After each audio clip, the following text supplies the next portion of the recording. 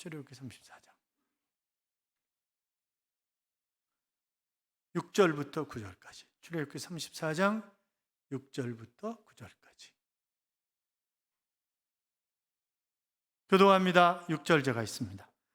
여호와께서 그의 앞으로 지나시며 선포하시되 여호와라 여호와라 자비롭고 은혜롭고 노하기를 더디하고 인자와 진실이 많은 하나님이라 천대까지 베풀며 악과 과실과 죄를 용서하리라. 그러나 벌을 면제하지는 아니하고 아버지의 악행을 자손 3, 4대까지 보.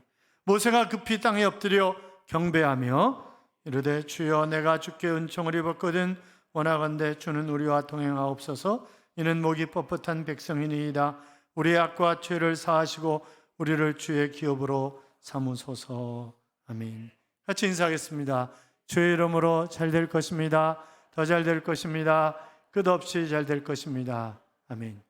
추운 날씨 가운데 예배 자리에 나오신 여러분, 하나님께서 이 한 주간 동행하심으로 잘 되는 행복한 한 주간의 삶이 될 줄로 믿습니다.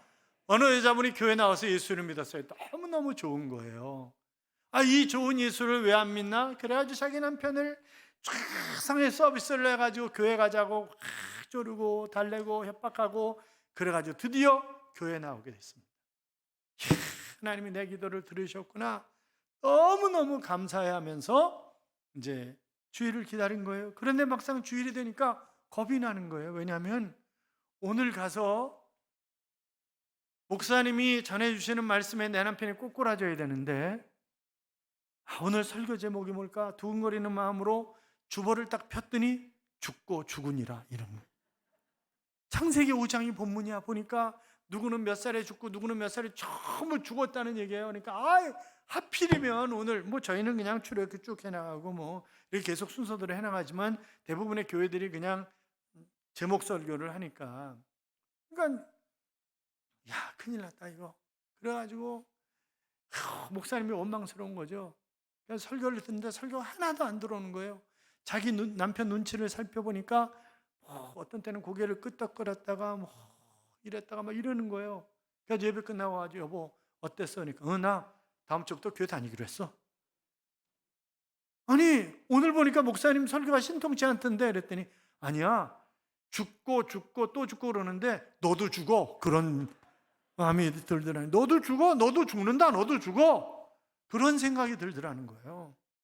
그래서 내가 죽으면 그 다음엔 어떻게 되는 건가? 예수쟁이들이 말하는 천국이 있는 건가? 이런저런 고민이 들더라는 게 잠깐 사이에. 그래서 자기 안 되겠다. 예수 믿어야 되겠다. 그렇게 생각을 했다고 그러더래요. 여러분 야고보서 4장 14절에 보시면 인간이 마치 아침 안개와 왔다 그랬습니다. 아침 안개는 뭐예요? 잠깐 보이다가 해가 뜨고 이러면 사라지는 게 아침이 안개야. 그러니까 인간이 허무한 거죠. 별거 아닌 게 인간이야. 그렇기 때문에 서로 돕고 하나 되고 서로 동행하지 않으면 삶을 살아간다는 것이 너무 힘드는 거죠. 여러분 모세 보세요. 모세의 삶이 평탄했어요? 아니요. 너무 힘들었어요. 그가 그래도 어렴풋이 어머니를 통해서 아는 하나님, 내가 아는 내 민족, 그 민족을 친단 말이죠. 애굽 사람이. 자기가 지금 애굽의 왕자고 다음에 차기 1순위 왕이 될 그런 처지인데 그런데 그 못 견디고 결국 때려 죽여버렸잖아요. 그리고 살짝 감추었는데 그게 발각이 되고 미디안 광야에서 40년 동안 살면서 얼마나 힘들었겠어요. 양을 끌고 한번 나가면 한 달, 두 달 돌아다니다 오는 거예요. 누구하고 얘기해요? 똘똘이, 똘마니, 똘수나 이러고 얘기합니까? 누구하고 얘기를 하냐고 도대체 이게. 그러다가 40년 만에 하나님이 그를 부르셔서 이제 이스라엘 백성들을 데리고 출애굽을 했고 어마어마한 하나님의 기적들을 체험했지만 백성들이 말을 들어요? 안 들어. 지겹게 말을 안 들어. 그렇잖아요. 여러분 자식들이 말 잘 들어요? 머리 크면 안 들어. 머리 크면 안 들어. 잘. 그렇잖아요. 애들 비유 맞춰야 돼. 오히려 부모가. 그렇잖아요. 말 안 들어. 하나님이 시내산으로 올라오라 그러셔서 시내산에 이제 그 하나님과 언약을 맺기 위해서 올라갔고 하나님이 친히 돌판에다가 십계명을 써서 주셨어요. 그걸 가지고 내려다 보니까 이 인간들이 금송아지 만들어 놓고 춤추고 쌩 난리를 치니까 확 던져버렸잖아요. 이제 하나님과 언약은 깨진 거다. 그리고 확 던져버렸어요. 브로큰 후 깨진 밥이 됐다고. 어떻게 된 거냐 그랬더니 불 속에서 금송아지가 튀어나왔다나 말도 안 되는 그런 소리를 하잖아요. 그리고 하나님이 목이 곧은 백성이다. 내가 싹 진멸해버리겠다. 쓸어버리겠다. 그리고 너를 통해서 다시 나라를 세우겠다. 이렇게 얘기를 하시잖아요. 그러니까 하나님 백성입니다. 아브라함과 약속하시지 않으셨습니까? 이삭과 약속하지 않으셨습니까? 야곱과 약속하지 않으셨습니까? 하나님 백성입니다. 하나님 봐주셔야 합니다. 그랬더니 알았어. 그러면 니들끼리 올라가. 난 안 가. 내가 싹 쓸어버릴지 몰라. 또 화가 나가지고 난 안 가. 그랬더니 그러지 마시라고 또 애원하고 그랬더니 그럼 차라리 그러면 저를 기록한 책에서 지워버려 주십시오. 생명책에서 지워달라. 그랬더니 하나님이 그래 내가 친히 가리라. 이렇게 얘기를 하셨잖아요. 그런데 그 사건이 있은 후에 하나님이 두 가지 일을 하십니다. 하나는 돌판에 다시 십계명을 써주시는 거예요. 그래서 모세에게 돌판을 만들라 그러고 다시 써주시면서 말씀대로 살아갈 것을, 죄가 얼마나 무서운 것인가 라고 하는 것을 깨닫고 살아갈 것을 말씀을 하신 거예요. 뿐만이 아니라 하나님은 나를 알라. 그래서 하나님의 이름을 쭉 얘기를 하세요. 하나님의 이름. 6절 보세요.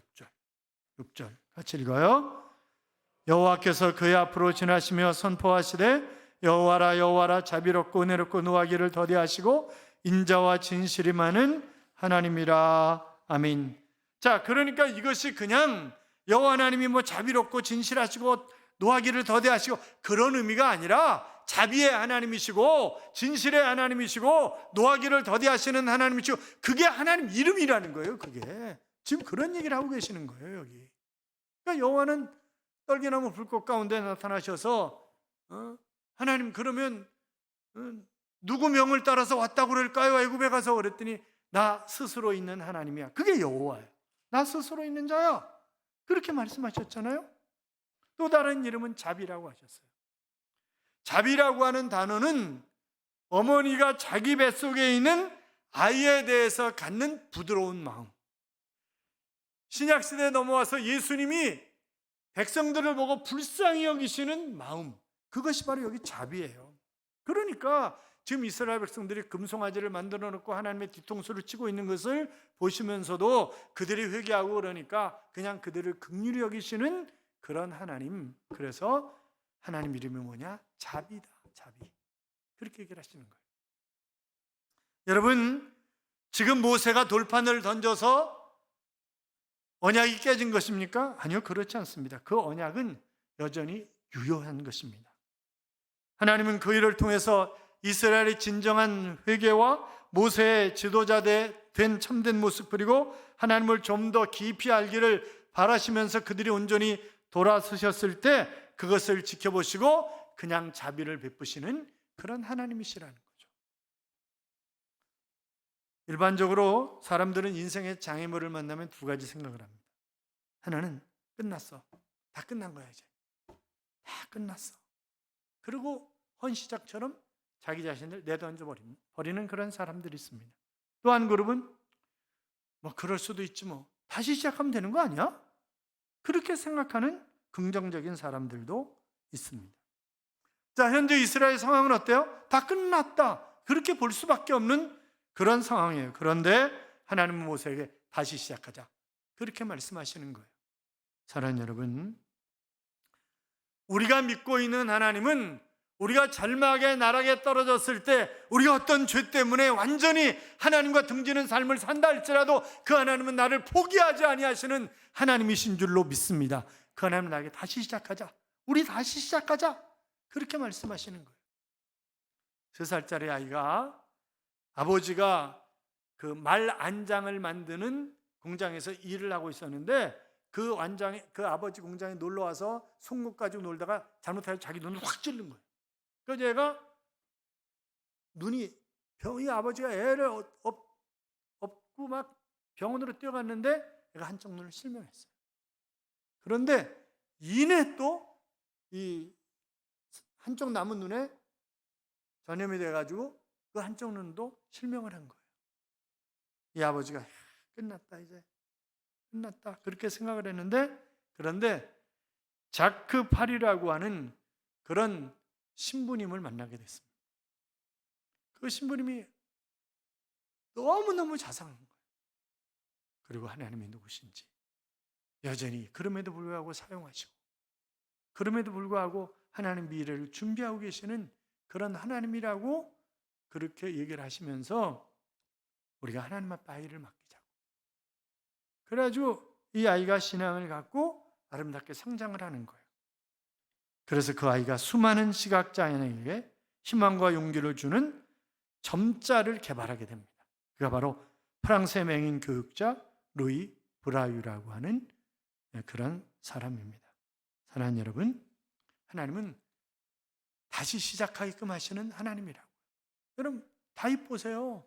충신의 아내를 자기 마누라로 삼기 위해서 그 남편을 죽이고 그랬던 파렴치한 인간이잖아요. 그런 다윗을 다시 시작하게 하시는 하나님이셨습니다. 배반의 아이콘이었던 베드로, 그가 끊임없이 나 몰라, 태태 나 몰라, 예수가 누구야? 그리고 어린 계집 아이 앞에서 3번씩이나 주님을 부인했던 그 베드로를 찾아오셔서 다시 시작하자고 말씀하셨던 그런 하나님이시라고요. 하나님 여러분, 그 하나님 모세에게 다시 시작하자고 말씀하시는 거예요. 그러니까 모세가 내가 주께 은총을 입었거든 주여, 그러면 우리와 동행해 주십시오. 9절에 보면 그런 얘기를 해요. 자기 힘으로는 감당이 안 된다는 거예요. 하나님, 저 인간들이 어떤 인간인지 아시잖아요.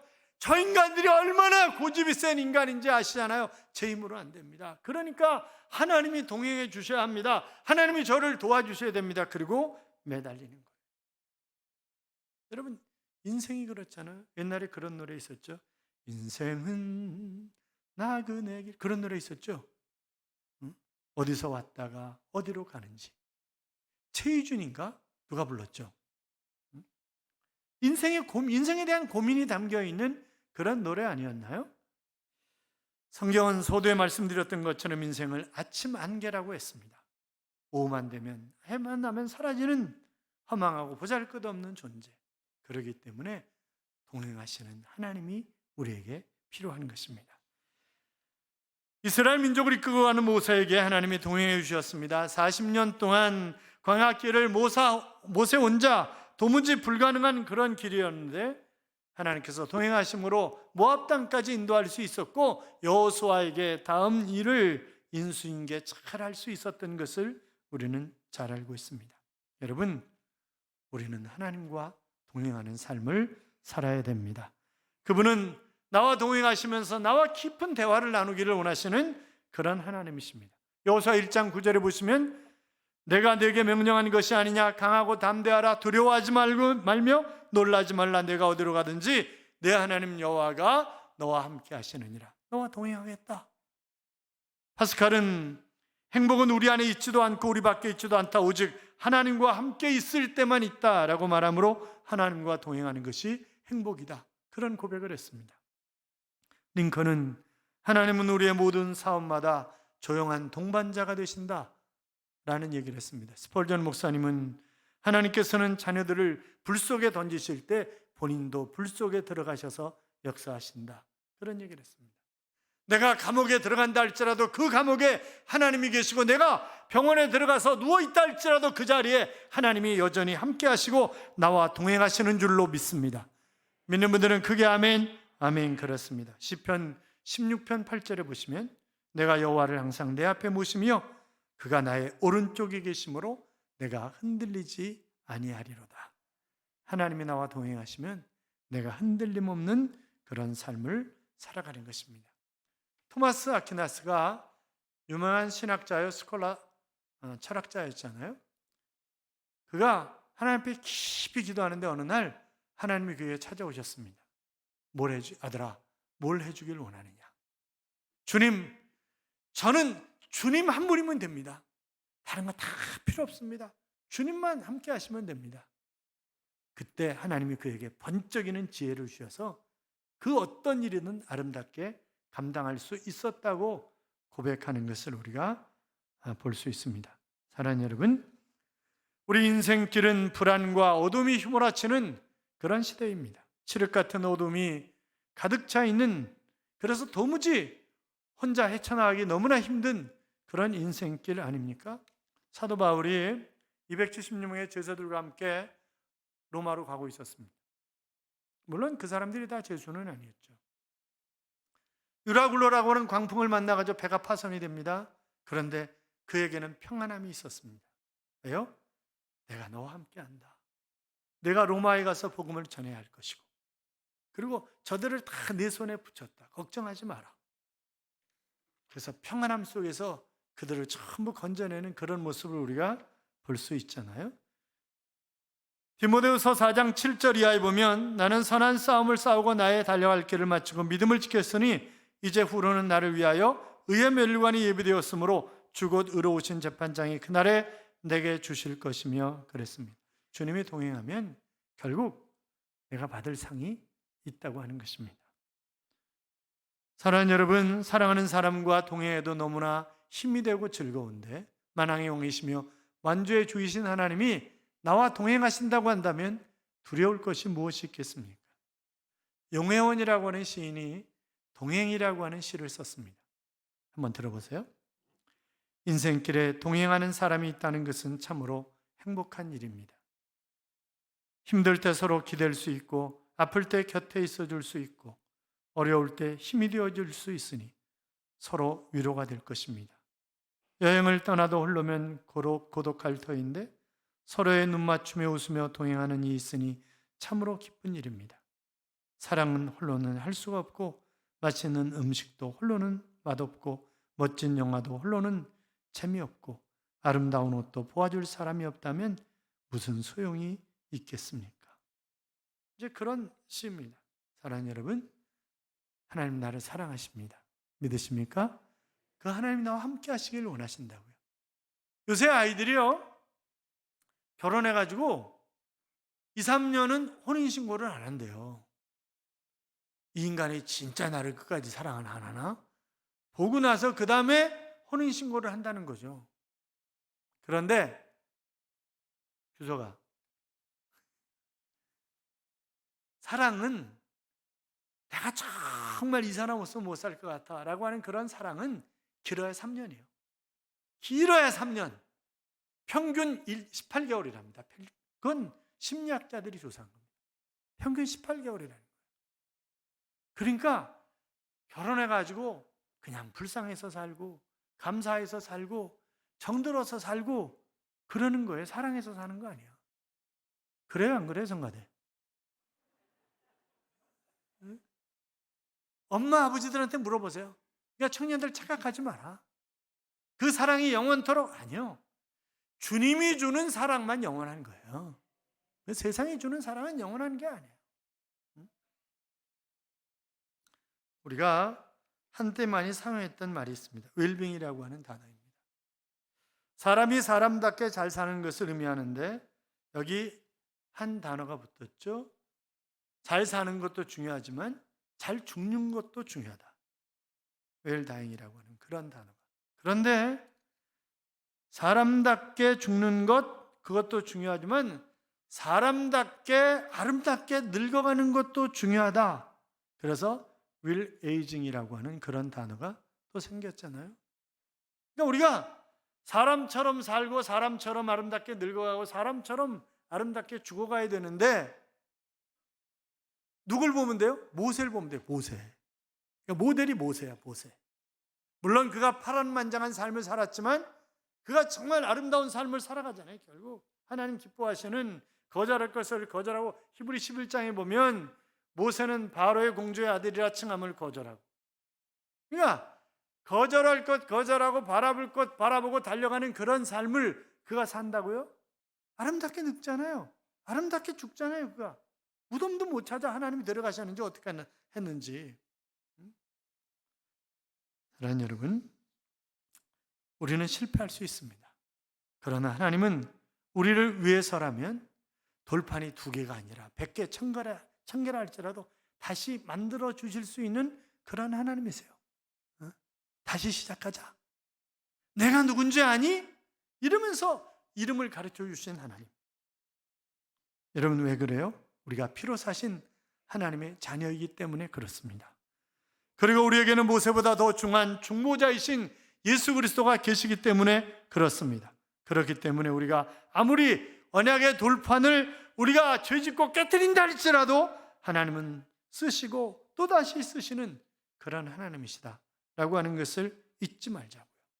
그래서 오늘 본문은 다시 시작하자. 하나님을 알라. 하나님의 이름 보면 하나님을 알 수 있으니까. 그분이 어떤 분이라고요? 인자하시고 자비하시고 사랑이 크시고 기적을 베푸시고 노하기를 더디하시고 진실하시고 전능하신 하나님. 그 하나님께서 이번 한 주간 동안도 우리가 이 땅에 사는 날 동안 영원 무궁토록 우리와 동행하실 줄로 믿습니다. 그 하나님으로 말미암아 자신 있고 능력 있는 삶을 살아가는 하나님의 자녀들이 되시기를 주님의 이름으로 축복합니다. 이런 찬양이 있습니다. 여정이라고 하는 찬양인데 나의 눈가에 주름이 지고 눈물이 많아졌습니다. 잠시 눈 감고 뜬 것 같은데 어느새 여기 있습니다.